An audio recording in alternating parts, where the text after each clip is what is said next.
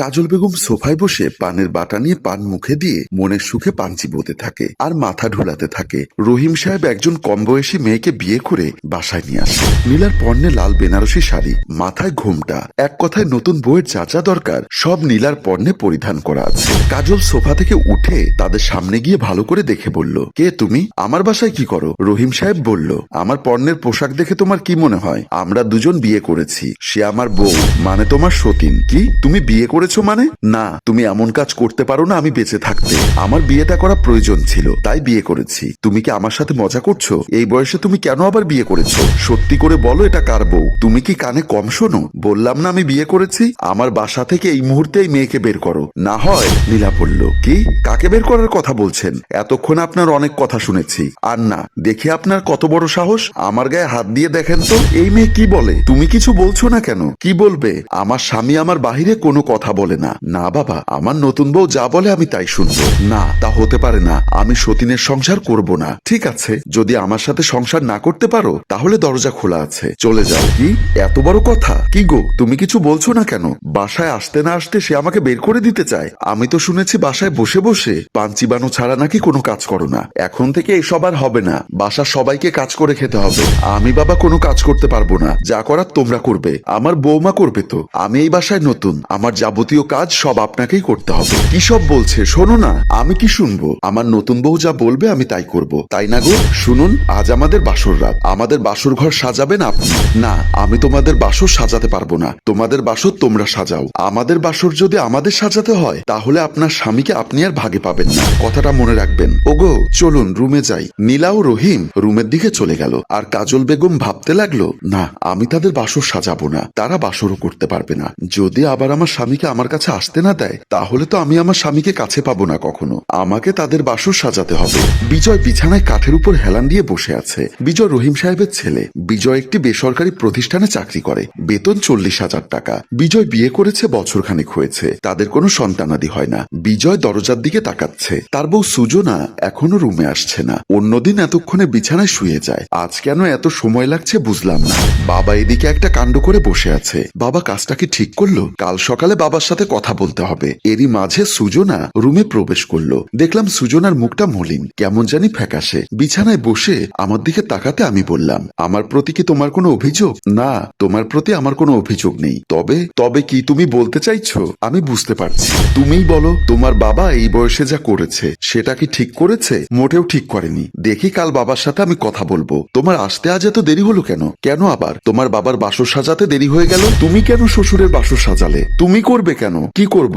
মায়ের কান্না থামাতে আমার কাজটা করতে হলো। তোমার ছোট মা নাকি মাকে আদেশ করেছে বাসর সাজাতে। আচ্ছা, কোনো মেয়ে কি তার স্বামীর ভাগ দিতে চায়? কি সব বলছো? শোনো, আমি কাল বাবার বাড়ি চলে যাব, আমাকে তুমি দিয়ে আসবে। কেন? তুমি না দুদিন আগে আসলে তোমার বাবার বাড়ির থেকে? কাল কেন আবার যাবে? কেন যাব বোঝো না? তোমার বাবাকে এই বউ নিয়ে আলাদা থাকতে বলো, না হয় আমি আর বাবার বাড়ি থেকে ফিরবো না, বলে দিলাম। দেখো সুজনা, তুমি পাগলামি করো না। আমি বাবার সাথে কথা বলবো, কিন্তু বাবা এমন মানুষ নয়। এখানে কোনো ঝামেলা আছে, আমি কথা বলে দেখি। কথা বলে দেখলে কি হবে? যা হবার তা তো হয়ে গেছে। তুমি কথা বলে কি কিছু বদলাতে পারবে? আমার পরিবার যখন তোমার বাবার কথা জানতে পারবে তখন আমি কি জবাব দিব বুঝতে পারছি না। আমি বলি কি, তুমি এখন তোমার বাবার বাড়ি না গেলেই তো হয়। ওরা তো আর এসব জানে না। তুমি গেলেই তো ব্যাপারটা জানাজানি হবে। দুদিন আগে আর পরে জানবে না ওরা, তখন কি জবাব দিব বলো তো? আমি কি করব বুঝতে পারছি না। কেন যে বাবা এমন একটা কাজ করলো? আমি তোমাকে ছাড়া থাকতে পারবো না। তুমি আমাকে ছেড়ে চলে যাবে? তুমি যদি চাও আমার সাথে আমার বাবার বাড়ি যেতে পারো, আমি শ্বশুর বাড়ি গিয়ে থাকবো। না বাবা, তা কখনো সম্ভব হবে না। আমার খারাপ লাগছে, আমি একটু ঘুমানোর চেষ্টা করি। বিজয় বিছানায় শুয়ে পড়ল। সুজনা বিজয়ের মাথায় হাত বুলাতে বুলাতে হাই তুলে শুয়ে পড়ল। রাতে কাজল বিছানায় শুয়ে শুয়ে কান্না করছে আর ভাবছে, আমার স্বামী কিসের অভাবে আবার বিয়ে করলো? আমার সোনার সংসারটাতে কেন ফাটল ধরালো? আমি না হয় তার প্রতি একটু অবহেলা করেছি, তাই বলে একেবারে বিয়ে করে বউ নিয়ে আসতে হবে? এরই মাঝে রহিম এসে কাজল বেগমের পাশে বসে। কাজল অভিমানের ছলে ঘুরে বসে। তখন রহিম বলে, বউ বাসর ঘরে আছে, তুমি আমাকে তার কাছে নিয়ে যাবে না? আমাকে ছাড়া যখন বিয়ে করে বউ নিয়ে বাসায় নিয়ে আসতে পারলে, বাসর ঘরে যাওয়ার সময় আমাকে কেন নিয়ে যেতে হবে? লোকের মুখে শুনেছি প্রথম বউ জীবিত থাকতে যদি দ্বিতীয় বিয়ে করে প্রথম বউ নাকি দ্বিতীয় বউয়ের কাছে দিয়ে আসতে হয়। না, তা আমি পারবো না। তুমি ওটা জেনেছো, কোনো বউ তার স্বামীর ভাগ কোনো মেয়েকে দিতে তার কলিজা ফেটে যায়, সেটা কেউ বলেনি? আরে কলিজা কেন ফাটবে? আমি তো তোমার আছি। আমি তোমাকে 4 দিন আর ছোট বউকে 3 দিন সময় দিব। তুমি আমার বড় বউ, তোমার অধিকার বেশি, আমি সেটা জানি। জানি এবং মানি। না, আমার সময় দিতে হবে না। সারা সপ্তাহ তুমি তোমার ছোট বউকে সময় দাও। আমি তোমার ঘর খালি করে চলে যাব আমার বাবার বাড়ি। তোমার স্বামীর বাড়ি থাকতে তুমি বাবার বাড়ি কেন যাবে? কেন যাব জানো না? আমার স্বামীকে অন্য কেউ টানাটানি করবে, তা আমি সইতে পারবো না বলে চলে যাব। ঠিক আছে, তুমি যখন আমাকে ছোট বউয়ের কাছে দিয়ে আসবে না, তখন আমিও তোমাকে ছেড়ে ছোট বউয়ের কাছে যাব না। কি বলছো? তাহলে তোমার বাসর? তোমার মনে কষ্ট দিয়ে আমি বাসর করব না। তাহলে ও মেয়েকে বিয়ে করে এনেছো কেন? আজকে বিয়ে করে এনেছি বলে আজকে বাসর করতে হবে এমন কোনো কথা নেই। তুমি যখন আমাকে ছোট বউয়ের কাছে দিয়ে আসবে, তখন আমি বাসর করব।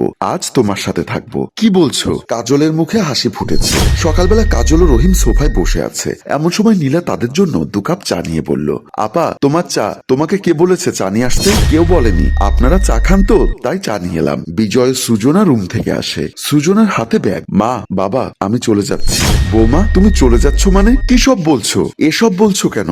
বাবা, কেন চলে যাচ্ছে বোঝনি? এই বয়সে কেন তুমি আবার বিয়ে করেছো? কি দরকার ছিল তোমার বিয়ে করার? তাই আমার বউ চলে যাচ্ছে তোমাকে ছেড়ে। বৌমা, তুমি ভুল করছো। তুমি তোমার স্বামীকে ছেড়ে চলে যেও না। বৌমা, আমিও যাব তোমার সাথে। আমাকে কি তোমার সাথে নেবে? রাজ রুম থেকে বের হয়ে এসে বলল, কি রে, এত বেলা হয়ে গেছে, তোমরা কেউ আমাকে ডাকোনি কেন? তোকে ডেকে কি লাভ? তোর তো আজ অফিস যেতে হবে না। কেন? রাজের আজ অফিস যেতে হবে না কেন? নতুন বিয়ে করলে কেউ কি অফিস করে?